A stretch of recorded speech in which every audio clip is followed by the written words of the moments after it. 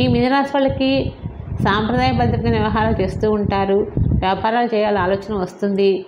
వ్యాపారాలు శ్రీకారం చుడతారే కానీ శ్రీకారం చుట్టిన వ్యాపారాలు సాగటం లేదని ఆందోళన అధికంగా ఉంటుంది. ఒత్తిళ్లు పెరుగుతాయి. రావాల్సిన ధనం కూడా సమయానికి అంత ఇబ్బంది పడుతూ ఉంటారు. మాట పడుతూ ఉంటారు. మనం ముందు ఇచ్చిన మాట కంటే మాట తీసేసుకోలేక బాధపడుతూ ఉంటారు. కానీ అనుకున్న ప్రకారం చేయటానికి కష్టపడతారు.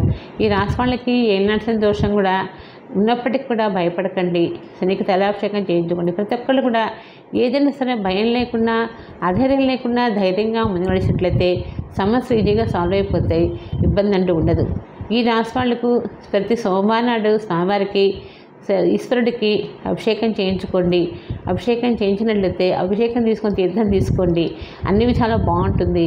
ఇబ్బంది అంటూ ఉండదు.